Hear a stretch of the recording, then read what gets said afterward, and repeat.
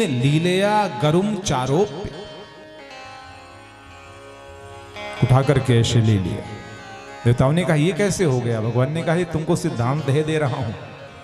ये जो गृहस्थी का जो पर्वत है ना, संसार के कार्यों का जो पर्वत है ना, इस पर्वत में याद रखना दब जाओगे, उठा नहीं पाओगे, लेकिन मेरी अगर शरण में आ जाओगे, अगर मुझ पर भरोसा करोगे, मुझको सौंप दोगे, तो उस गृहस्थी के पहाड़ को मैं अपने हाथ से ऐसे उठा लूंगा, चिंता मत करना।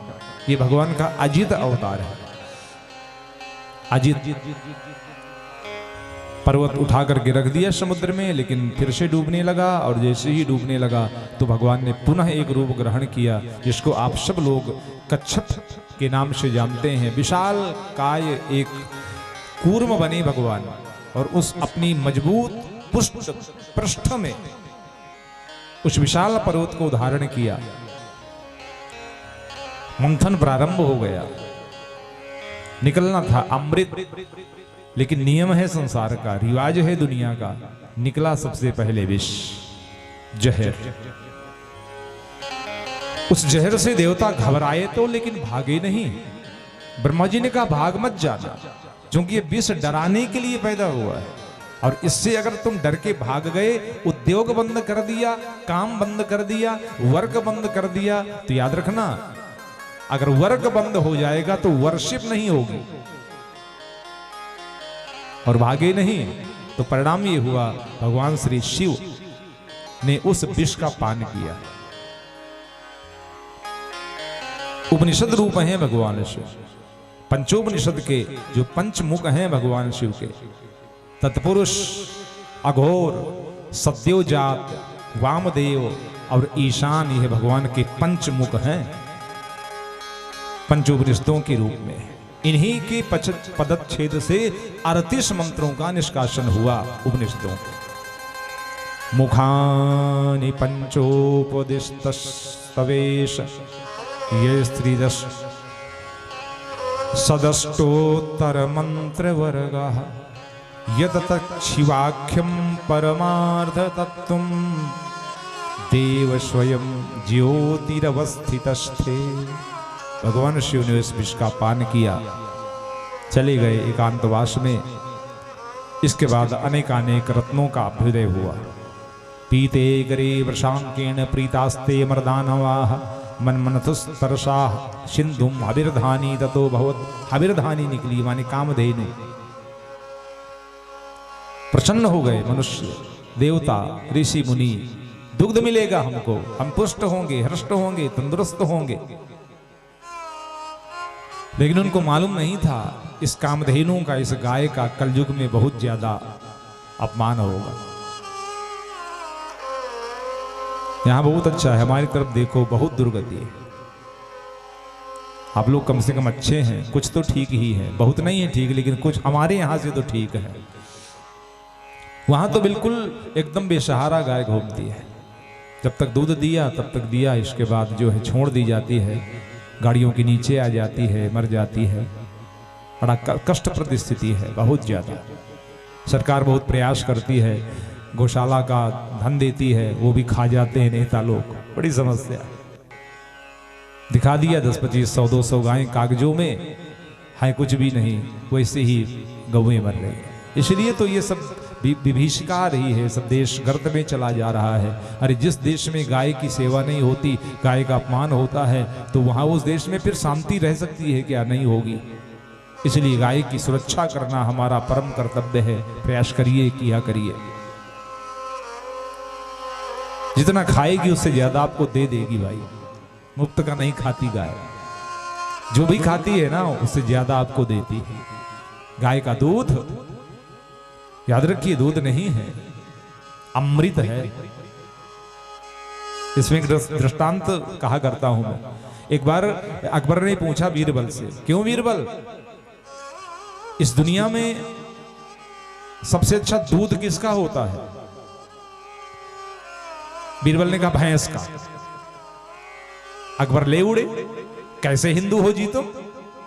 गाय को बोल गए और भैंस का दूध सबसे अच्छा होता है। बोले हाँ, यहां बना भैंस का दूध सबसे अच्छा होता है। बोले गाय का?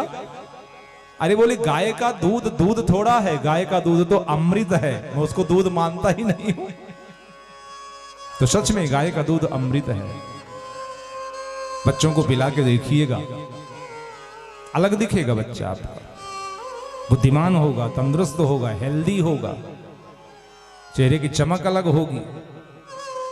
उसको फिर क्रीम उरूम लगाने की जरूरत नहीं पड़ेगी, जो पोतते रहते हो बच्चों को, क्रीम लगाओगी और तेल चुपड़ोगी और फिर उसको करिया करिया ऐसे ऐसे बिंदी धर दोगी। हाँ, दूध भर पिलाओ बस, कुछ ना करो। ताकत तो, शाइनिंग तो, सुंदरता तो, ब्यूटीनेस तो अंदर से होती है ना, बाहर से थोड़ा होती है, भीतर से। अच्छा पदार्थ पेट में जाएगा तो शाइनिंग बढ़ेगी अपने आप चेहरे की। गो निकली, इसके पश्चात उत्तरवा घोड़ा निकला, फिर ऐरावत हाथी निकला, 4 दंत वाला, श्वेत वर्ण का, इंद्र को मिला।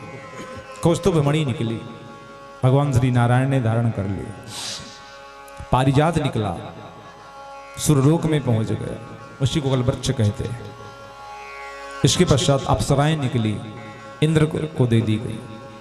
इसके पश्चात स्वयं साक्षात लक्ष्मी निकली, रमा माता लक्ष्मी निकली। सामने देखा तो ब्रह्मा जी थे, भगवान श्री नारायण थे, शिव थे, दुर्वासा थे, बड़े संत ऋषि मुनि सभी देवता सब खड़े हैं। उनको स्वतंत्र कर दिया गया, आप जिसको चाहिए वर्णन कर लीजिए। लक्ष्मी ने देखा ब्रह्मा जी को, रिजेक्ट कर दिया। भगवान शिव को देखा, ये भी ठीक नहीं है, कभी विष पीते हैं, कभी भांग पीते हैं, इनका भी कोई ठिकाना नहीं है। भगवान श्री नारायण को देखा, आंख मूंदे बैठे हैं, अधरों पर मंद स्मित मुस्कान है, 4 भुजाएं हैं, शंख चक्र गदा पद्म धारण किया है और सुन रखा है लक्ष्मी ने। इनकी ही कर्तव्य निष्ठा के द्वारा यह मंथन हो रहा है, यानी ये उद्यमी पुरुष हैं, ये मेहनत कश हैं, परिश्रम करने वाले हैं। और लक्ष्मी ने अपने हाथ की वरमाला भगवान नारायण के कंठ में डाल दिया। क्यों क्यों? भगवान शिव भी तो सुंदर हैं, ऐसा तो नहीं कि वो सुंदर नहीं है, कारण था। लक्ष्मी कहती है मैं उसी के पास जाती हूं, वो ध्यान से सुनिएगा। लक्ष्मी उन्हीं के पास जाती है, किनके? जिनके 4 हाथ होते हैं। 4 हाथ का मतलब जो परिश्रम करने वाला होता है, जो मेहनत कश होता है, जो उद्यमशील होता है, जो उद्यमी होता है, उसके पास लक्ष्मी रहती है। याद रखिएगा, अच्छी कमाई करोगे खेत में तो फिर अच्छा बेचने को प्राप्त होगा। उद्यम करिए। आलसी व्यक्ति के पास लक्ष्मी कभी रहती नहीं है, कभी नहीं रहती। नीति शतक में संतजन कहते हैं उद्यमेन ही सिद्ध्यंति कार्याणि न मनोरथ ही है। उद्यम से कार्य सिद्ध होते हैं, मनोरथ से नहीं। मनोरथ का मतलब मन ही मन सोचना, कार हो जाए, एक तो हेलीकॉप्टर खरीद ले, चंद्रमा में प्लाट खरीद ले, वहां बिल्डिंग बनवाए। उद्यम करने से कहीं होगा? सोचने से होता है क्या? कैसे होता है? बोले करने से होता है। इन हाथ की हथेलियों से वर्क करो, आपकी हथेली की जो रेखाएं हैं ना वो बदल जाती है। लोग कहते हैं किस्मत हथेली में लिखी होती है। लोग कहा करते हैं महाराज देखो जरा, अरे पगला है वो आदमी जो ऐसा कहता, देखो जरा, कुछ नहीं है इनमें। लोग कहते हैं किस्मत हथेली में लिखी होती है। अरे किस्मत तो उनकी भी होती है जिनके हाथ नहीं होते। जिनके हाथ नहीं उनकी किस्मत नहीं होती क्या? किस्मत इन लकीरों में नहीं, किस्मत इन हाथ के इन मुट्ठियों में होती है। इन मुट्ठियों से काम करो, मेहनत करो, परिश्रम करो, धन कमाओ, ऐश्वर्य कमाओ, सफलता प्राप्त करो, जिंदगी में कुछ हासिल करो। लेकिन हाँ इतना याद रखना, कर्म करना है कौन सा? बोले सत्कर्म, बस, उसके आगे वाला नहीं। अच्छा कर्म करिए। माता लक्ष्मी ने भगवान श्री नारायण का वर्णन कर लिया और रथ निकलते गए। एक संत ने दोहा लिखा है इसके बारे में। श्रीमणिरंभा वारुणी आमीय शंख गजराज श्रीमणि रंभा वारुणी आमीय शंख गजराज कलपद्रुम धनुधेनु शशि धनवंतर विषबाज। 14 रत्न निकले विष के सहित, मदिरा के सहित, अमृत के सहित। मदिरा निकली, दैत्यों ने पी लिया। अमृत निकला, दैत्यों ने छीन लिया। पुनः भगवान श्री नारायण ने देवताओं की रक्षा किया और भगवान श्री नारायण जो थे दैत्यों के हाथ में लिए हुए उस अमृत के कलश को हड़पने के लिए, छीनने के लिए मोहिनी बनकर के सामने प्रकट हुए। और जैसे ही उस दिव्य स्वरूपा मोहिनी, उस कामनी का दर्शन उन दैत्यों ने किया और जैसे ही किया तो सब के सब मुग्ध होकर के उस कामनी के पीछे भागने लगे। नियम है दुनिया का ये, बहुत लोग भागते हैं कामनी के पीछे, बहुत भागेंगे। एक प्राकृतिक आकर्षण है, प्राकृतिक आकर्षण। कामनी को देख करके मन में एक मुग्धता पैदा होती है, स्वाभाविक बात है। लेकिन हां, कामनी के अनेक रूप भी तो होते हैं, इसको भी समझने की आवश्यकता है। कामनी के रूप को देख करके मन में वासना पैदा हो ना पैदा हो, इसके लिए उस कामनी को मां के रूप में देखना शुरू कर दो, वासना कभी पैदा ही नहीं होगी जी, कभी नहीं। एक सजी धजी या अंग दर्शन कराती हुई नारी के चित्र को देखो, मन में उत्तेजना। बहुत लॉजिकल बात बोल रहा हूं, थोड़ा सा दिमाग लगाइएगा, समझ में आएगा। ऊपर की बात है थोड़ा। कोई नारी हो, सुंदरी हो, चित्रकार ने उसको बड़े तरीके से बनाया हो, उसके सुडौल शरीर को बनाया हो, उसके अंगों को दर्शाया हो, उसके कपड़े कम दिखाए हो चित्र में। और ऐसी नारी को जब देखोगे तो मन में एक उत्तेजना जैसे होती है ना। लेकिन एक दूसरे चित्र में कोई नारी बैठी हो, उसका एक स्तन खुला हो, लेकिन उस स्तन को पान करता हुआ उसका छोटा सा बच्चा उसकी गोद में लेटा हो, तो उस नारी को देख करके उत्तेजना नहीं, उसको देख करके तो भाव पैदा होता है। मां है, बच्चे को दूध पिला रही, ये अंतर है।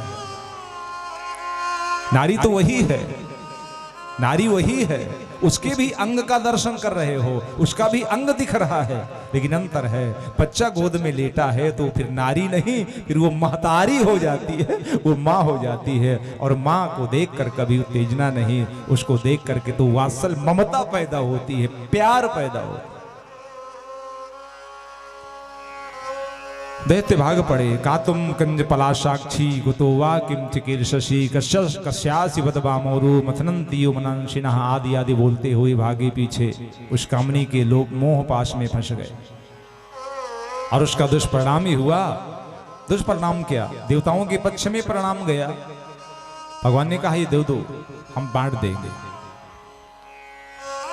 और मोहिनी ने एक पंक्ति में देवता दैत्यों को बैठाला और बैठाल करके अमृत का बंटवारा प्रारंभ कर दिया। देवताओं को सबका सब पिला डाला, दैत्यों में एक को छोड़ करके किसी को नहीं दिया। नहीं मिलता, बिल्कुल नहीं मिलेगा, क्योंकि उन्होंने मदिरा का पान किया था, अपने होश में ही नहीं थे वो।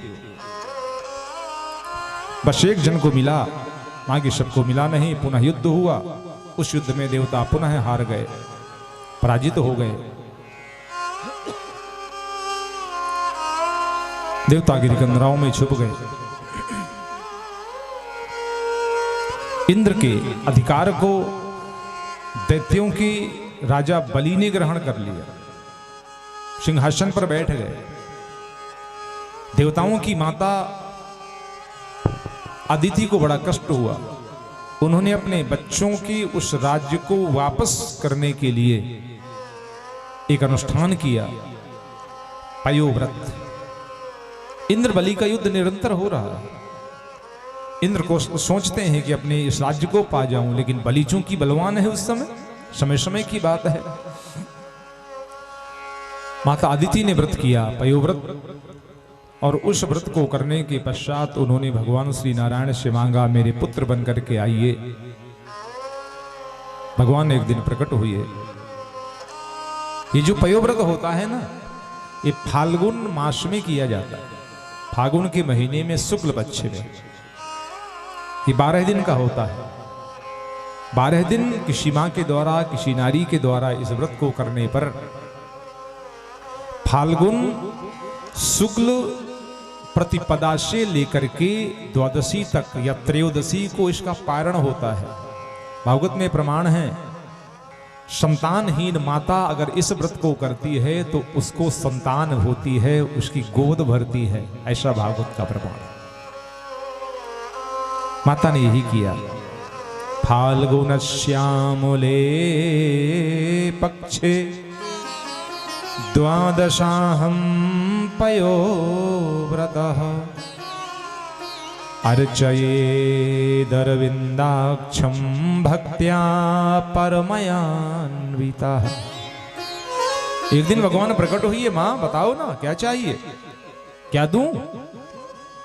मां ने कहा, मेरे पुत्रों का वापस राज्य चाहिए सरकार, इसके लिए आपको कुछ करना होगा। भगवान ने कहा, ठीक है, जो करना है मैं करूंगा।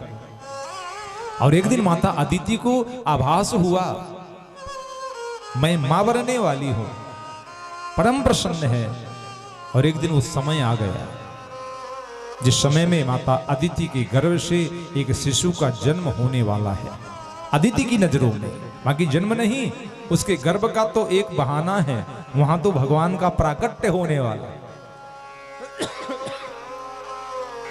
भादों का महीना, शुक्ल पक्ष और द्वादशी की तिथि आया। श्रवणायाम श्रवणद्वादश्यां मुहूर्ते अभिजिति प्रभु सर्वे नक्षत्र ताराद्या चक्रुस्तज्जन्म दक्षिणम द्वादश्यां सविता तिष्ठन् मध्यं दिनगतो नृपः विजया नाम सा प्रोक्ता यस्यां जन्म विदुर्हरे। भगवान का प्राकट्य वहां पर होने लगा। हुआ प्राकट्य, बड़े उत्सव मनाए गए, नाम वामन रखा गया भगवान का। धीरे धीरे वह बालक 5 वर्ष का हुआ। ब्राह्मण का उपनयन संस्कार हुआ। प्रथम बार गुरुकुल के लिए विद्या अध्ययन के लिए बालक जा रहा है। हाथ में छत्र है, एक हाथ में दंड है। बालक उद्यत है जाने के लिए। किसी ने कहा अगर जाना है तो वहां जाओ। कहां? बोले तुमको पता है दैत्यराज बलि के द्वारा अपने जीवन काल का 100वां अश्वमेध यज्ञ हो रहा है नर्मदा नदी के तट में। अगर जाना है तो वहां याचना करिए, जो आप चाहोगे सो प्राप्त होगा। और दैत्यराज बलि के जीवन का 100वां अश्वमेध यज्ञ है। 100वां। बड़ा स्वागत सत्कार किया, बहुत सजाया गया उस बालक को। वामन जिसका नाम है। तस्योपनीयमानस्य सावित्रीं सविता ब्रवीत। माता सावित्री ने मंत्र दिया, ओम भूर्भुवस्वः तत्सवितुर्वरेण्यं भर्गो देवस्य धीमहि। किसी को नहीं आता तो मेरे साथ में गुनगुनाती रहा करो, तो मुझे भी लगे कि हाँ। चुपचाप बैठ जाती हो, जैसे लोग कहते हैं मुंह में दही जम गए। गुनगुनाया करो, जैसे कुछ आता है अगर तो जरूर, तो मुझे लगेगा हाँ आप मेरी बात सुन रहे हो। ओम भूर्भुवस्वः तत्सवितुर्वरेण्यं भर्गो देवस्य धीमहि धियो यो नः प्रचोदयात्। अलग अलग शब्द हैं यो अलग है, नह अलग है, प्रचोदया। ओम भूर भुवः स्वः, ये एक में कह सकते हैं, क्योंकि रा उड़ा हुआ है, ये तीनों शब्द एक में होंगे तब रा होगा, वरना शब्द है भू भुवः स्वः। लेकिन जब एक में जोड़ देते हैं तो रकार जो है आधा उड़ जाता है, ये संस्कृत व्याकरण का नियम है। ओम भूर्भुवः स्वः तत्सवितुर्वरेण्यं भर्गो देवस्य धीमहि धियो यो नः प्रचोदयात्। माता अदिति आई, बच्चे को कौपीन बांध दी, लंगोटी बांध दी। कौपीनाच्छादनम माता देवश्चक्रम जगतपते, ब्रह्मा जी आए, छत्र दिए। कमंडलुम वेद गर्भः कुशान सप्तर्षियो ददुः अक्षमालां महाराज ससुप्तस्वयात्मनः तस्मा इत्युपनीताय यक्षराज पत्रिकामात्। पत्रिका दिया किसने? पुस्तक बोलिए यक्षराज कुबेर ने दिया। सबने बड़ा स्वागत सत्कार किया। बलि की राज दरबार में भगवान श्री नारायण यानी भगवान श्री वामन जा रहे हैं। जैसे ही राजा बलि ने देखा, सिंहासन में बैठे थे, उनके भगवान के आने के ठीक पहले शुक्राचार्य ने सावधान किया था, नारायण आ रहे हैं, उनका आगमन हो रहा है, किसी रूप में आएंगे, इसलिए अगर कुछ मांगे तो देना मत। बलि हंस पड़े, गुरु होकर के गंदी बात सिखाते हो? मैं यज्ञ का यजमान हूं, यज्ञ का करता हूं, कोई ब्राह्मण आए और मैं ना दूं, ऐसा यजमान किसी काम का? मैं तो दूंगा। शुक्राचार्य जी नाराज हो गए, मूर्ख, जबान लड़ाता है गुरु से। अरे बोले गुरु गुरु जैसी बात करेगा तब तो, जाने क्या सिखाते हो, जाइए और मैं वही करूंगा जो उचित है, जो न्याय संगत है।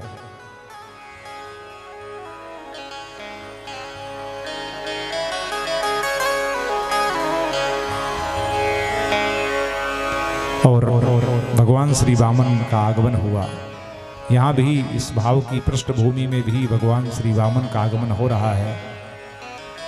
बहुत आनंद के साथ आप सब लोग जयकारा करेंगे, बोलिए वामन भगवान की जय। प्रेम से बोलिए वामन भगवान की जय, श्री वामन भगवान की जय।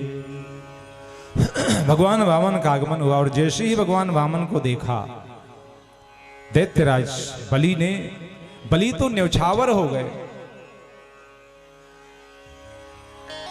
न्यौछावर हो गए। वो देखा भगवान की सुंदरता को,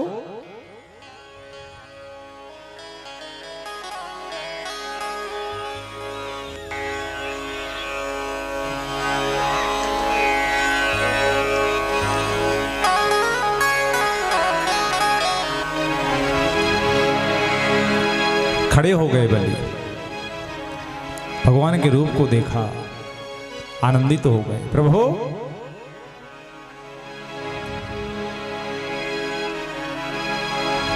किस तरह से नमन में करूं आपका। हाथ जोड़ दिया, सिर झुक गए राजा के उस ब्राह्मण बालक के चरणों में। किस तरह से नमन मैं करूं आपका। स्वागतम स्वागतम स्वागतम आपका। स्वागतम स्वागतम स्वागतम आपका। स्वागतम स्वागतम स्वागतम आपका। स्वागतम स्वागतम स्वागतम आपका।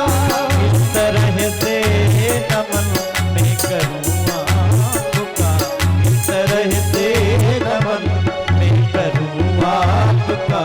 स्वागतम स्वागतम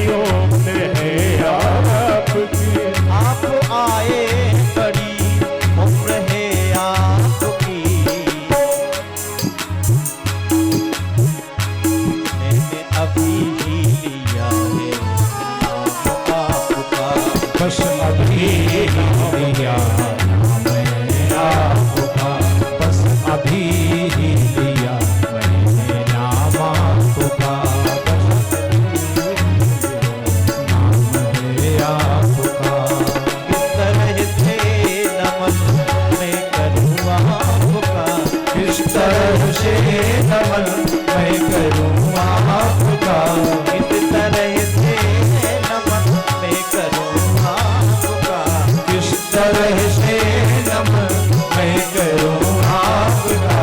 स्वागतम स्वागतम स्वागतम आपका, स्वागतम स्वागतम स्वागतम आपका, स्वागतम स्वागतम स्वागतम आपका, स्वागतम स्वागतम स्वागतम आपका।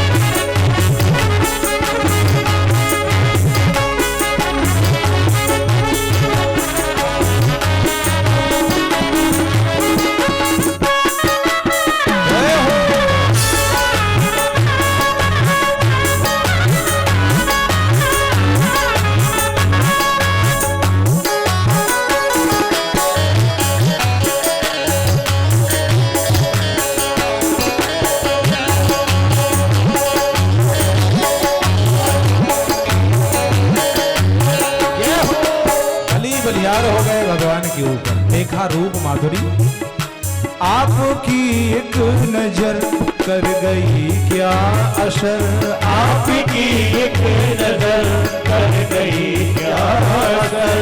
नजर तो है, नजर का तो तकाजा ही अलग है, नजर मिल जाए पता नहीं क्या असर हो जाए। नजर हकीकत में वो नजर है, ध्यान से सुनिएगा, नजर हकीकत में वो नजर है जो आपको भी शराब कर दे। ये हो उठे तो दुनिया पनाह मांगे और झुके तो खाना खराब कर दे। ये नजर, दुनिया की जब ये नजर के हाल हैं तो भगवान की नजर जिससे मिली होगी उसकी क्या दशा होगी। आपकी एक नजर कर गई क्या असर, आपकी एक नजर कर गई क्या असर। आपकी एक नजर कर गई क्या असर, आपकी एक नजर कर गई क्या असर। आपकी एक नजर कर गई क्या असर, आपकी एक नजर कर गई क्या असर। आपकी एक नजर कर गई क्या असर। मेरा दिल था मेरा आपका हो गया, मेरा दिल था मेरा आपका हो गया। मेरा दिल था मेरा आपका हो गया, मेरा दिल था आपका हो गया। किस तरह से नमन मैं करूँ आपका, किस तरह से नमन मैं करूँ आपका। स्वागतम हरि बोल। स्वागतम स्वागतम स्वागतम आपका, स्वागतम स्वागतम स्वागतम आपका।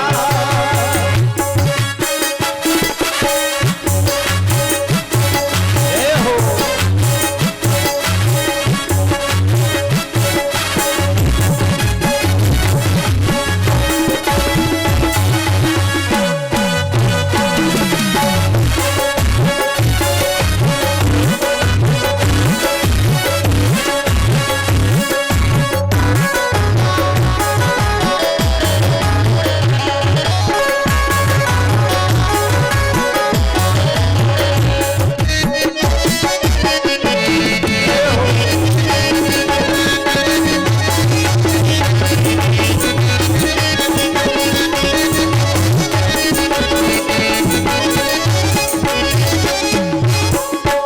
बलि की नजर पड़ी भगवान के ऊपर, तो देखा तो भगवान की जो दृष्टि थी बलि पर पड़ी थी,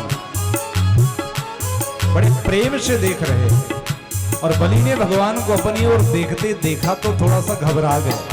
सरकार ये क्या करते हो? भगवान ने कहा तुम्हें देख रहे हैं। बलि डरे, धीरे से हाथ जोड़ा, सरकार डर है मुझको न बदनाम कर दे कहीं, डर है मुझको न बदनाम कर दे कहीं, डर है मुझको न बदनाम कर दे कहीं, डर है मुझको न बदनाम कर दे कहीं, डर है मुझको न बदनाम कर दे कहीं, डर है मुझको न बदनाम कर दे कहीं, डर है मुझको न बदनाम कर दे कहीं।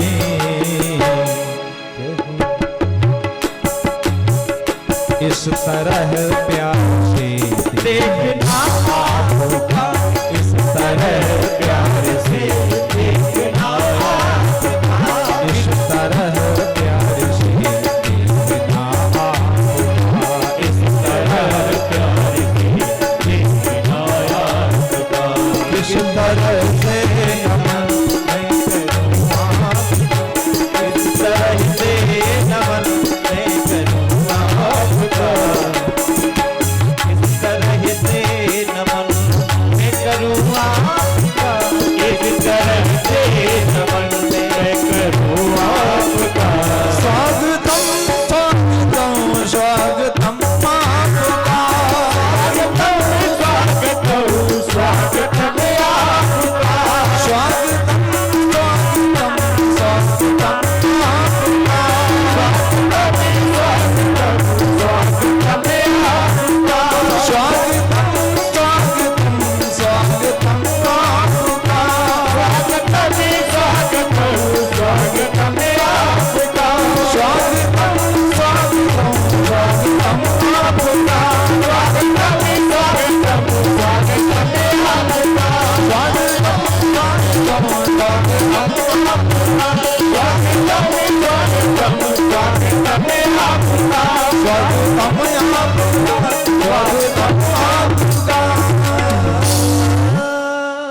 राजा बलि ने भगवान का